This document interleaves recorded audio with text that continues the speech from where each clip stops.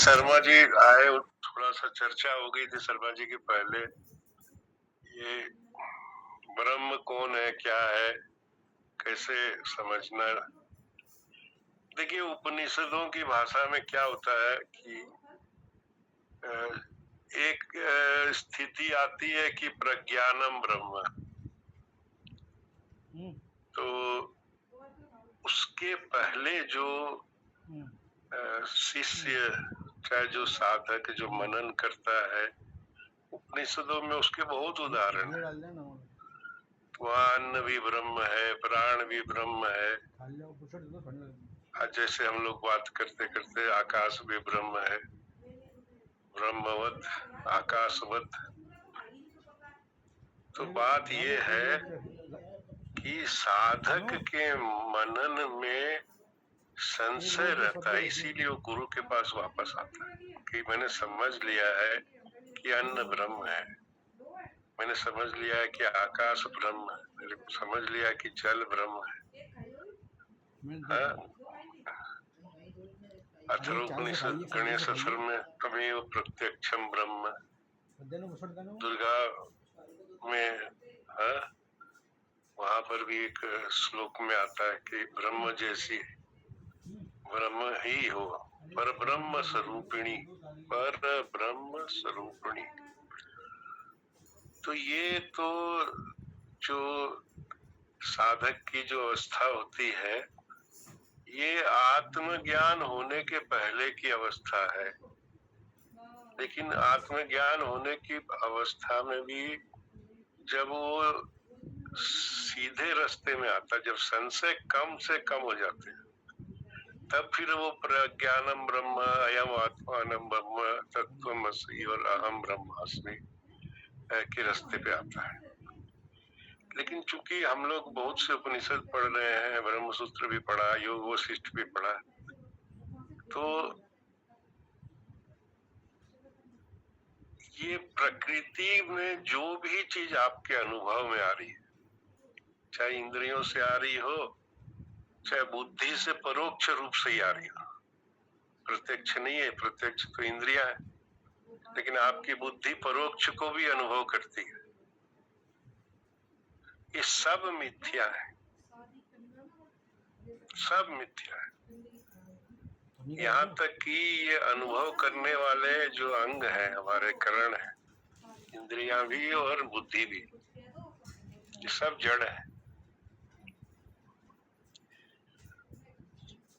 तो ये थोड़ा सा ये दिशा के लिए मैंने बोला कि जब सोच में इस तरह से आता है तो अपना मनन पक्का करने के लिए वापस जाना चाहिए जहां से हम लोगों ने मनन शुरू किया था, तब जाकर के मन पक्का होगा मनन।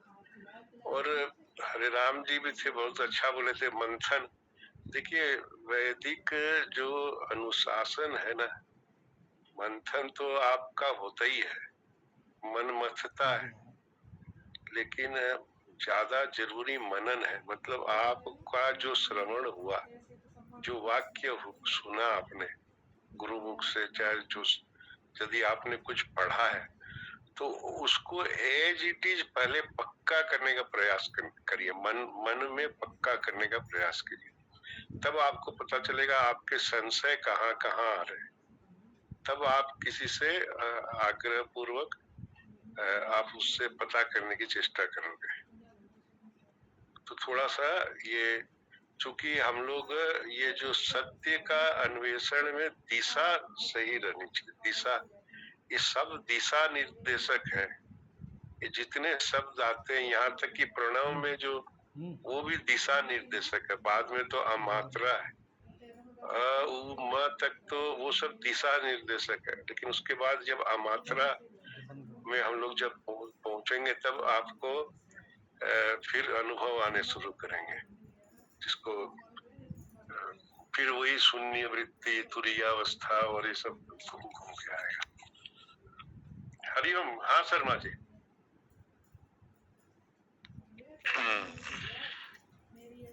देखो, विषय तो बड़ा गंभीर है, कहने को तो आसान है कि भाई प्रपंच जो दिखाई पड़ रहा है ये सब माया है, वही मिथ्या है। क्योंकि प्रतीति भी होती है, उसमें व्यवहार भी करता है, और जब व्यवहार करता है तो उसे सत्य प्रतीति होती है कि सत्य है, तो उसमें वो और बिल्कुल शरीर से तादात्म्य समाप्त कर देना, शरीर पर रहते हुए, मतलब जीरो हो जाए।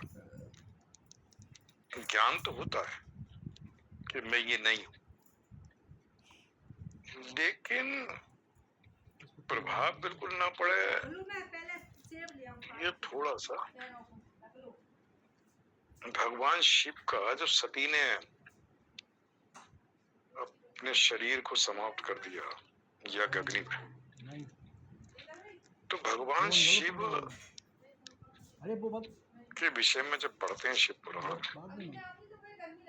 तो शिव सती के माता सती के शरीर को लेके पूरे ब्रह्मांड का चक्कर लगाया। उस शरीर में इतना वो प्रेम था उनका कि बड़ी समस्या हुई। सबने भगवान विष्णु से कहा, तो वो क्रोध भी उन्हें बहुत था उस वक्त। भगवान विष्णु ने फिर अपने सुदर्शन चक्र से उनके टुकड़े करके, तो जहां जहां वो टुकड़े गिरे वहां वो शक्ति स्थिर बना। तो मतलब कई चीज जो है, ज्ञान की कमी नहीं है, लेकिन जब, हालांकि उसके बाद फिर वो बिल्कुल ठीक रहे, कहीं ऐसा नहीं था, लेकिन क्षणिक जो अगर देखा जाए तो क्षणिक तो ये परिवर्तन होता ही है। हम सब कहते हैं मिथ्या है, माया है, लेकिन तो मतलब इस तरह की चीजें देखी गई है कि शून्य बिल्कुल, मतलब एकदम से उससे जीरो हो जाना और शरीर के साथ बिल्कुल तादाद नहीं है, या उस स्थिति में, तो कई बार क्या व्यवहार काल में हालांकि ज्ञानी कोई रहता है, लेकिन वो परिस्थिति कभी मैं देखता हूं कि जब, और इसको ये भी नहीं सकते ये मतलब शास्त्रों में लिखा है तो वही होगा ऐसा, या सती ने कहा ये ब्रह्म नहीं है राम को, जब वो सीता का वेश बनाया तो भगवान शिव ने कहा भी कि ये ब्रह्म है, तो उन्हें भी शक हो गया। तो जब कोई शक नहीं होना चाहिए, वो ब्रह्म है और वो भगवान शिव कह रहे हैं अगर ब्रह्म है, तो कई चीजें सुशील जी प्रैक्टिकल धरातल पर जब देखते हैं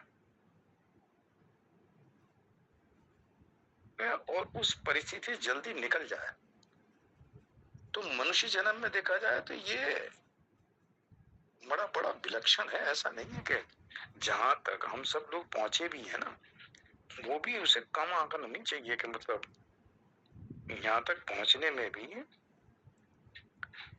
अनंत जन्मों की जो 45वें श्लोक में आता, अनेक जन्म संसिद्ध ततो याति पराम गति। अनेक जन्म, उसमें अनेक जन्म जब शब्द आता है तो ये प्रक्रिया कोई इस जन्म की नहीं है कि हम ये सोचें कि अन्न भी ब्रह्म है, जल भी ब्रह्म है, मैं भी ब्रह्म हूं, तू भी ब्रह्म है।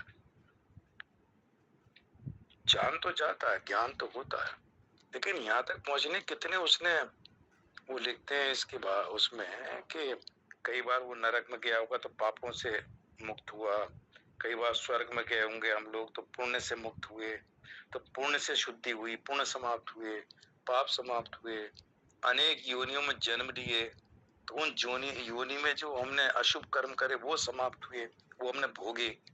तो भोगते भोगते भोगते भोगते पाप का नाश हुआ, पुण्यों का नाश हुआ, स्वर्ग में योनियों में घूमते हुए पशु पक्षी वृक्ष योनि में घूमते घूमते जो हमारे अनेक जन्मों के संचित कर्म थे वो नष्ट होते होते तब इतना हुआ है कि हम ये सोचते हैं कि शरीर है अलग, ब्रह्म है, आत्मा अलग है, वो अलग है। तो इसको कम ना सोचें, ये अपने आप में बहुत बड़ी है। और कई बार मन में जो ऐसे शरीर में रहते हुए संसार, वो भी कलयुग का, तो कलयुग में, सतयुग में, किसी दूसरे युग में भी है कि वातावरण उतना शुद्ध है और लोगों की आंतरिक स्थिति इतनी शुद्ध है। दूसरे जो समाज के 90% लोग उस पीरियड में उन युगों में थे 10% आंसू की वृत्ति के छोड़ भी दो, लेकिन मेजोरिटी जो है वो शुद्ध अंतःकरण की थी। तो आपको जो बातचीत का जरिया है, झूठ बोलने वालों का व्यवहार में गलत कपटी व्यवहार, वो लोग तो उस तरह के नहीं थे, तो उसका भी प्रभाव पड़ता है। और दूसरे आयु का भी रहता है कि 60 साल तक हम सब लोग ग्रस्त में रहे और अपनी दुनियादारी में लगे रहे, 10-20 साल उसमें लगे, और उसके बाद फिर शरीर में भी कलयुग के समय में शरीर में उतना वो नहीं होता, कभी ना कोई बीमारी, कभी कुछ लगी रहती।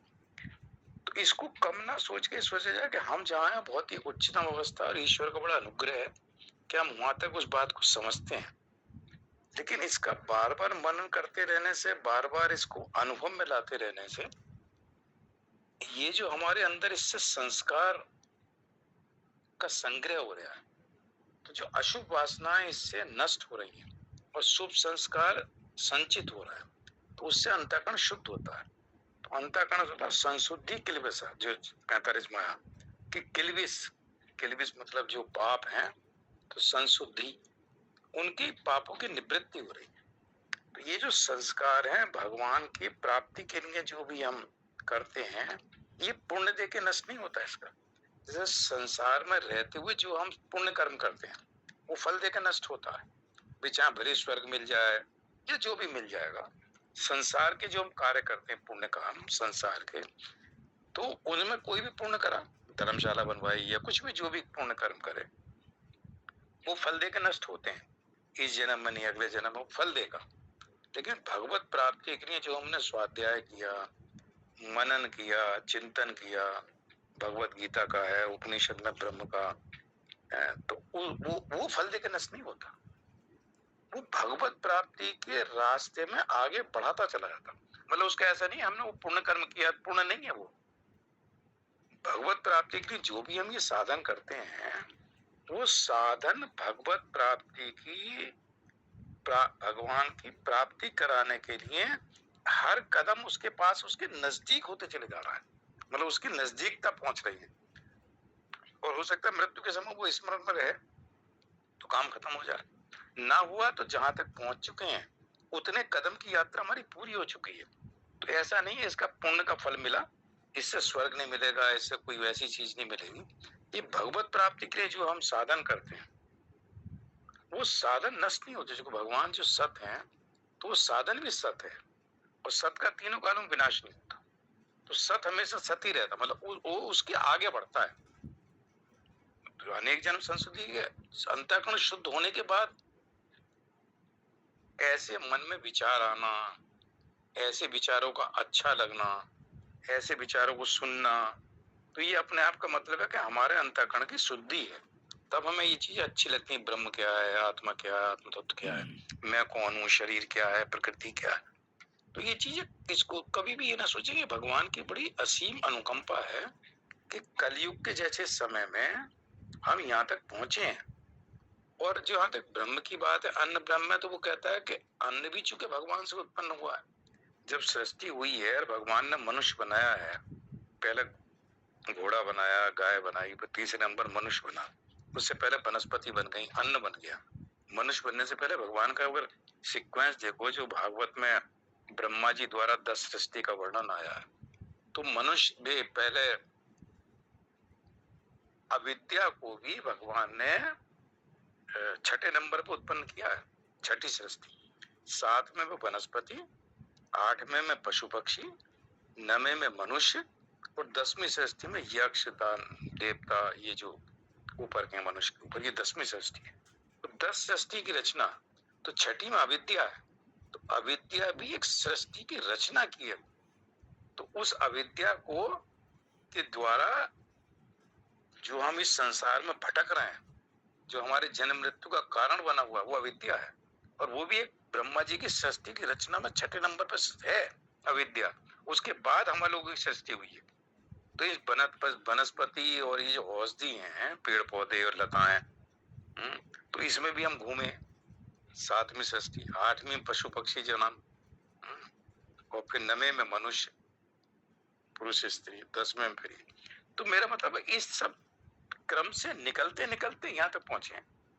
और कल्याण के लिए मनुष्य योनि मिलती है कि अपना कल्याण करने के लिए एक ही योनि है, मनुष्य योनि। तो इसको ये मान के चले कि हम बड़े मतलब भाग्यशाली नहीं कह सकते, मतलब परमात्मा की अनुकंपा ही कहें।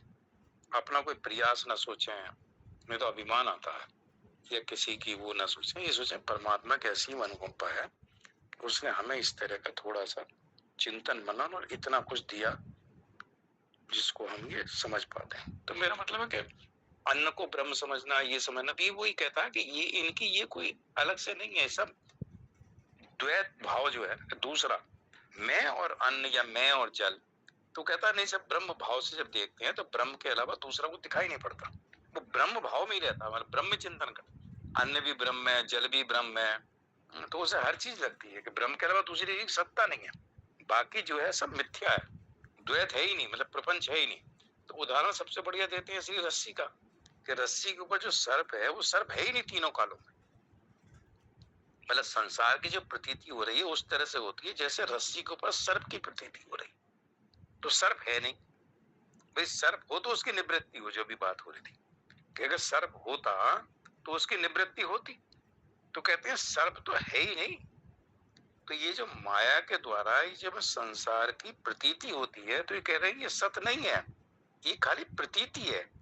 प्रतीति भी क्या, मतलब माया, जब जादूगर माया दिखाता है तो उसने, जैसे कल परसों ही बात में कह रहा था कि उसने किसी को लिटाया और उसका शरीर के 2 टुकड़े कर दिए, और बिल्कुल 2 टुकड़े में आधा करके दिखाता, उसमें तलवार से बीच में हिस्सा मार देता है कि देखो ये शरीर दोनों अलग अलग है, बीच में एक ऐसे करके मारेगा कि ये आधा शरीर इधर आधा शरीर इधर। तो हम सब देख के बड़े चौंक जाते हैं कि भाई तो केवल माया है ना, मतलब वास्तविकता नहीं है, हमें खाली दिखाई दे रही है नहीं। तो ऐसे संसार को कहते हैं कि ज्ञान होने के बाद सुख दुख इसलिए उसको नहीं प्रभावित करता कि वो देखता है कि ये तो है ही नहीं, ये वास्तविक नहीं है, आने जाने वाले हैं, मेरे किसी कर्म का के कारण मुझे सुख या दुख मिला है और वो फिर कुछ समय के बाद निकल जाए। तो चिंतन में परिवर्तन होता है, मतलब उसकी जो सोचने का नजरिया है वो बदलता है। तो ये है ना, सास ये कहते हैं, इसलिए वो इसमें ज्यादा सुखी भी होगा दुखी भी होगा जब तक शरीर में, लेकिन जल्दी उससे बाहर निकलेगा। कहेगा देखो मेरा कोई कर्म था, वो आया चलो निकल गया दुख के रूप में, तो ये कह के वो ज्यादा दुखी नहीं होता, मतलब बजाय 10 दिन तक परेशान होने के 1-2 दिन के बाद वो निकल जाएगा और भूल जाएगा उसको, फिर अपने काम में लग जाएगा। तो ये हमें थोड़ी सी हिम्मत देते हैं, शक्ति देते हैं, और परमात्मा के साथ उसका अटैचमेंट है तो उससे मांगता है कि देखो मेरा ये, तो एक हिम्मत होती है उसके अंदर। तो मेरा मतलब है कि बार बार इसका चिंता, इसलिए वो कहते हैं कि प्रपंच नाम की चीज नहीं है। तो जब सर्प है ही नहीं तो आप निवृत्त किसे करोगे, हटाओगे किसे, मतलब संसार को हम दूर कर रहे हैं। तो कहते हैं संसार नाम की चीज नहीं, ब्रह्म के अलावा दूसरा कुछ है ही नहीं। तो रात में स्वप्न जो दिखाई पड़ता है तो स्वप्न की अपनी कोई सत्ता है ही नहीं, मन के द्वारा जो वासनाएं हमारी संस्कार पड़े हुए हैं वो स्वप्न बना के पैदा कर रहे हैं, मन ही कर रहा है सब कुछ। और जागृत अवस्था को स्वप्न कह दिया उसने, शास्त्रों में जागृत को भी स्वप्न कहा। विपरीत, मतलब एक ग्रहण है जिसमें अज्ञान है और एक विपरीत ज्ञान। तो जागृत में कहता विपरीत ज्ञान है, वो सुखी दुखी होता है, वो परेशान होता है, वो भोग संग्रह में लगा रहता है, मुझे यही रहना है। तो वो कहता है कि वो जो है एक स्वप्न की भांति, जब उसे ज्ञान हो जाता है तो लगता है ये सब मिथ्या है, जब तक ज्ञान नहीं होता तब तक स्वप्न सत्य है, जगने के बाद लगता है स्वप्न तो मिथ्या था, ये तो कुछ भी नहीं हुआ। ऐसी जागृत अवस्था में, चूंकि जागृत अवस्था में किए हुए कर्मों को जब हम कर्ता बनते हैं तो हमें भोगने पड़ते हैं, चूंकि बुद्धि और विवेक है, स्वप्न में नहीं है। स्वप्न में कर्तापन का भाव भी नहीं, खाली मन ही सृष्टि बना रहा है। तो जब मैं स्वप्न में कर्ता नहीं हूं तो स्वप्न में कोई भी चीज की हुई हमें क्यों दंड मिलेगा, लेकिन जागृत में मेरे अंदर कहता है कि मैं एक काम करने वाला हूँ, स्वप्न में नहीं आता। स्वप्न अपने आप ऑटोमेटिक चलता है, मतलब आप कुछ नहीं कर सकते, आप दौड़ रहे हो, कार आ रही, मतलब ये नहीं कि आप दौड़ के रुक जाओ, वहां कोई बुद्धि विवेक का काम नहीं है, वहां मन ही अपनी पूरी सृष्टि को स्वप्न बना रहा है, वो अपने हिसाब से उल्टा सीधा सबको जोड़ेगा, करेगा, वो करेगा। वहां आपके अंदर कर्तापन का भाव नहीं है स्वप्न के अंदर, इसलिए आपको कोई कर्म संचित नहीं होता। लेकिन जागृत अवस्था में जब हम कर्म करते हैं तो वो संचित हो जाते हैं। चूंकि मैं करता हूँ ये भाव बन जाता है, या फल की इच्छा के काम करता है। तो इसलिए जागृत अवस्था के जो कर्म संचित है वो भोगने के लिए फिर जन्म लेना। तो अगर ये स्थिति हो कि वो सोचे कि भाई शास्त्र विहित कर्म जो कर्तव्य कर्म है वो मुझे करना, लेकिन उसमें मेरा कोई फल की इच्छा के लिए नहीं कर रहा, फल की प्राप्ति के लिए नहीं कर रहा, मेरा अपना कर्तव्य है इसलिए मैं कर रहा हूँ। जो भी भगवान का भजन पूजन भी करता हूँ इसलिए नहीं करता कि मुझे स्वर्ग मिलेगा, इसलिए करता हूँ मेरा अंतःकरण शुद्ध हो, मुझे उस ब्रह्म तत्व की, आत्म तत्व की प्राप्ति हो। इसलिए थोड़ा सा ही चिंतन मनन करते हैं तो गाड़ी यहाँ तक भगवान ने निकाली है तो निकाल देगा। क्योंकि अंतःकरण में बैठा हुआ जो ईश्वर है वो हमारे हर भाव को और हमारे हर उद्देश्य को सबसे पहले और पूरी तरह से वही जानता है। तो हमारे मन में पूरी तरह से ये है जिज्ञासा कि मुझे इसी जन्म में परमात्मा की प्राप्ति करनी है और ये मेरा अंतिम जन्म है, इसके बाद मैं कोई जन्म नहीं लेना चाहता, मेरी जन्म लेने की इच्छा ही नहीं है। क्यों जन्म देगा आपको?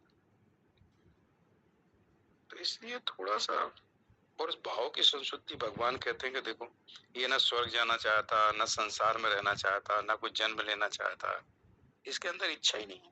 और ये जो कामना है यही जन्म मृत्यु का कारण, मतलब यही हमारी जो इच्छा रह जाती है। भगवान कहते तेरे अंदर इच्छा है तो जा फिर दोबारा। भगवान ने कितनी स्वतंत्रता दे रखी, अब तेरी इच्छा नहीं है तो मत जा। बाजार में अगर कोई जरूरत ही नहीं है तो क्यों बाजार में जाएंगे, जब तक हमारी कोई जरूर इच्छा ना हो मुझे बाजार से ही काम करके लाना, तो बिना मतलब थोड़ी जाएंगे, घर बैठ के अपने आराम से बैठेंगे। तो जब हमारी इच्छा ही नहीं है संसार में दोबारा आने की तो भगवान क्यों भेजेगा, जब तक इच्छा ना हो।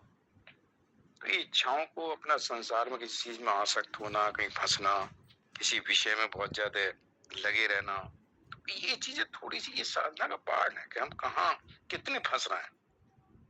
बस सब कुछ करते हुए भी अटके ना, बस ये मेरा मतलब है। कोशिश मन में ही रखें कि इसमें अटकना नहीं है, करना सब कुछ है, अटकना कहीं।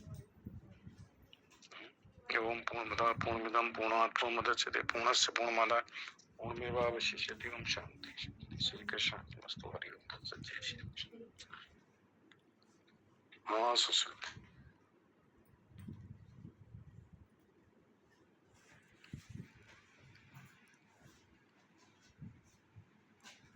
हरिओम हरिओम।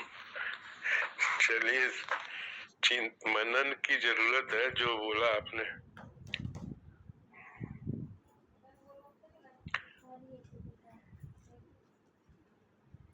सर्प तो शर्मा जी क्या है कि ये जो विषय रूपी विष होते हैं ना, ये अंदर का वासना रूपी सर्प तो हमेशा रहता है।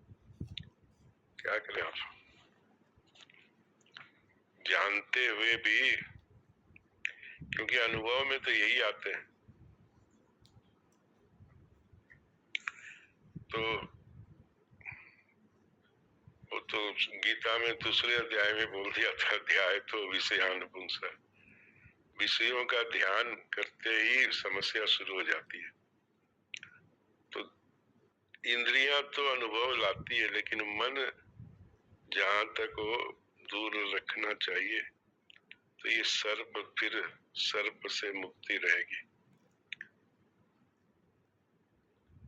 इसलिए शब्द बड़ा अच्छा दिया था, ध्याय तो। हाँ आभा दीदी, जय श्री कृष्ण।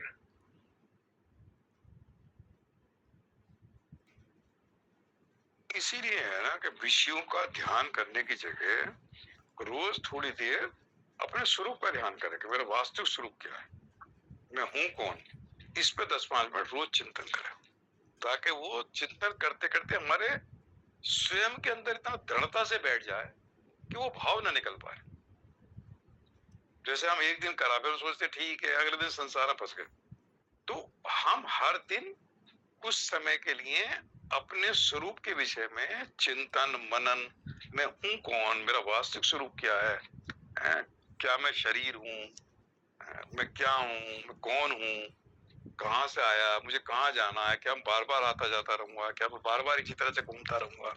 मतलब थोड़ी बहुत देर बैठ के कभी अकेला, एकांत का मतलब है जहाँ एक ही हो, मतलब अकेला अपने, जहाँ कोई शास्त्र ना हो, कोई स्वाध्याय ना हो, कोई जप ना हो, कोई भजन ना हो, अकेला हो, शांत हो, और इसके विषय में थोड़ा सा 2-4 मिनट रोज विचार करें, जहाँ को डिस्टर्ब करने वाला। तो बार बार ये करते रहने से ना, वो हर चीज को जब बार बार करते हैं तो अंदर ऐसी बैठ जाती है स्वयं के अंदर कि वो फिर नहीं निकलती।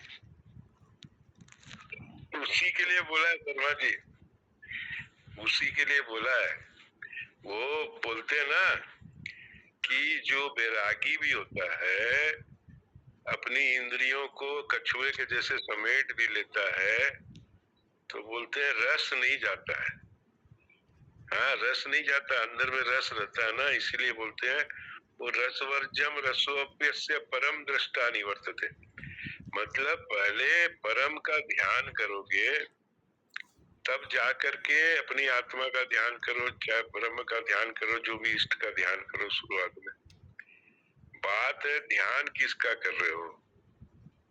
ध्यान अपने इष्ट का कर रहे हो, अपनी आत्मा का कर रहे हो, ब्रह्म का कर रहे हो, या फिर विषयों का कर रहे हो? समस्या इसीलिए बोला कि भाई क्यों वहां पर तुम्हारा परम दृष्टवा क्यों नहीं हो रहा? ध्यान तो कर रहे हो, क्योंकि उसका भी कर रहे हो, साथ साथ इसका भी कर रहे हो।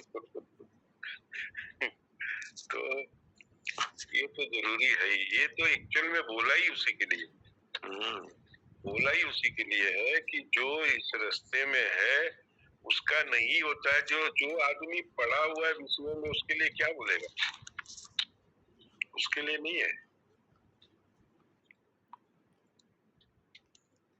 हाँ अबा माता जी सुनाओ आज। ओम शिव शर्मा जी को। हाँ सुनिए। अच्छा दूसरा सुना।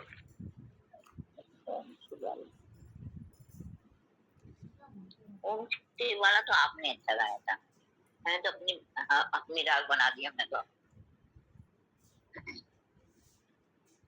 आओ बसाए मन मंदिर में झांकी सीताराम की, जिसके मन में राम नहीं वो काया है किस काम की। आओ बसाए मन मंदिर में झांकी सीताराम की, जिसके मन में राम नहीं वो काया है किस काम की, वो काया है किस काम की। गौतम नारी अहिल्या तारी, गौतम नारी अहिल्या तारी, शाप मिला अति भारी था, शिला रूप से मुक्ति पाई, चरण राम ने डाला था। शिला रूप से मुक्ति पाई, चरण राम ने डाला था। मुक्ति मिली तब जाके बोली, मुक्ति मिली जब जाके बोली, जय जय सीताराम की। जिसके मन में राम नहीं वो काया है किस काम की, जिसके मन में राम नहीं वो काया है किस काम की। जात पात का तोड़ के बंधन शबरी मान बढ़ाया था,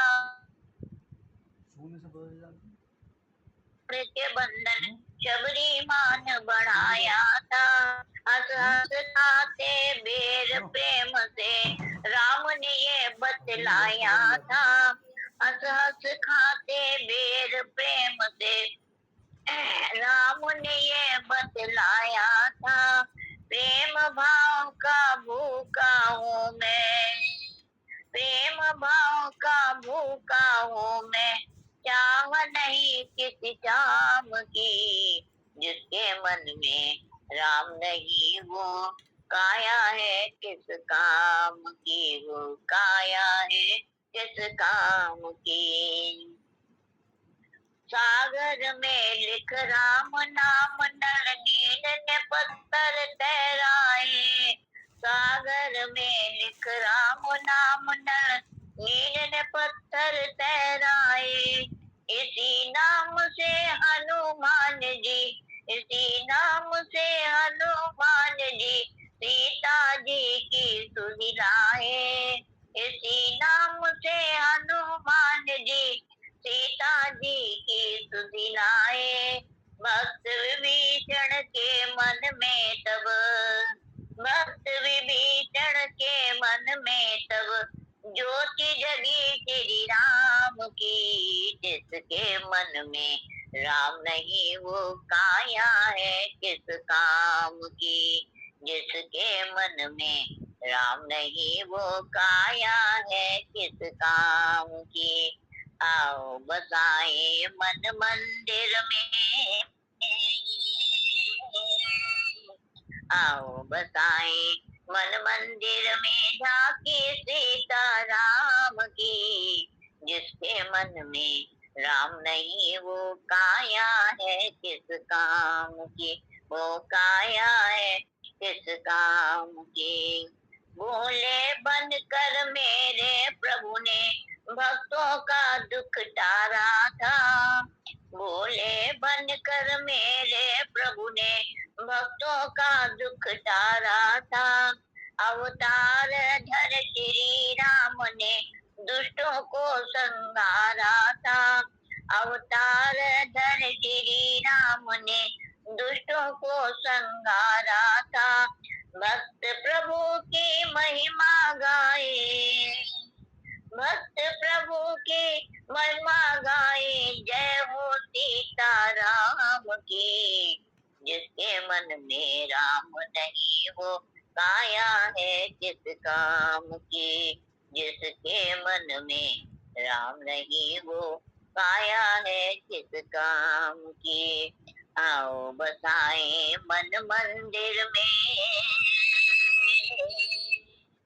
आओ बसाए मन मंदिर में झांकी सीता राम की, जिसके मन में राम नहीं वो काया है किस काम की, जिसके मन में राम नहीं वो काया है किस काम की। श्री राम जय राम जय जय राम, श्री राम जय राम जय जय राम, श्री राम जय राम जय जय राम, श्री राम जय राम जय जय राम, श्री राम जय राम जय जय राम, श्री राम जय राम जय जय राम। सभी को सादर प्रणाम, सादर नमन। जय श्री कृष्णा। जय सिया राम। सभी को सादर प्रणाम। हाँ ललिता दीदी। जय श्री कृष्ण।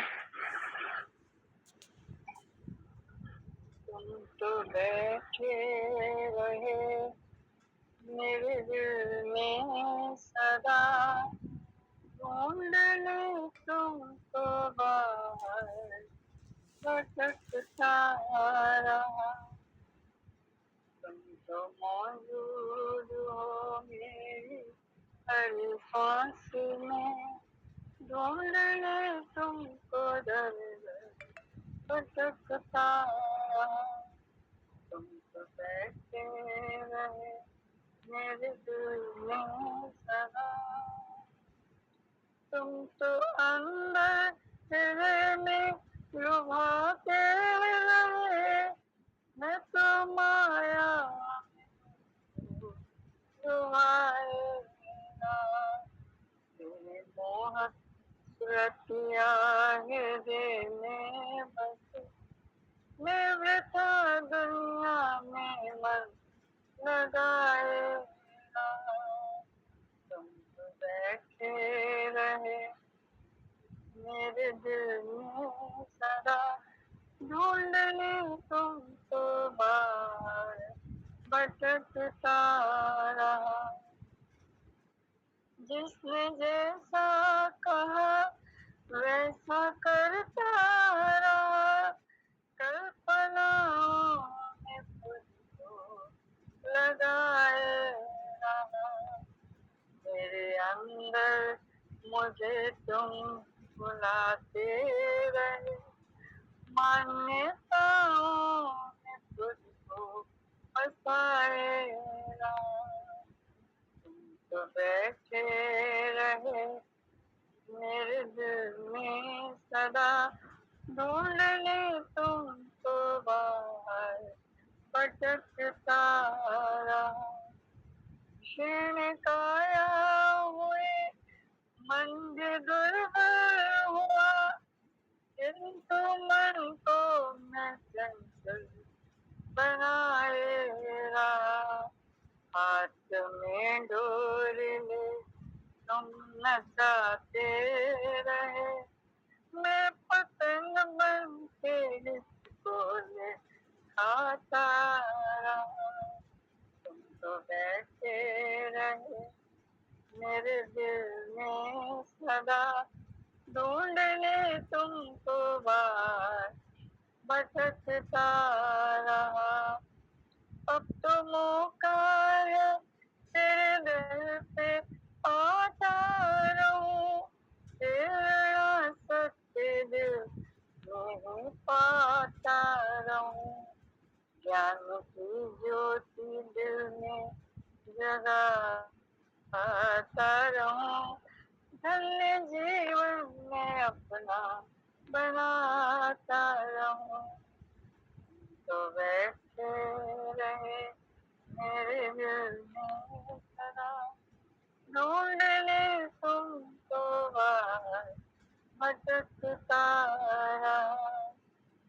तो मौजूद हो मेरी हर सांस में, ढूंढ ले तुमको दर दर भटकता रहा, भटकता रहा, भटकता रहा।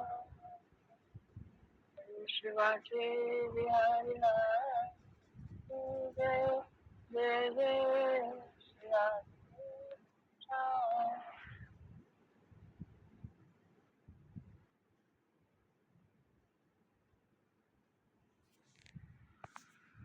बहुत सुंदर भजन है भाई।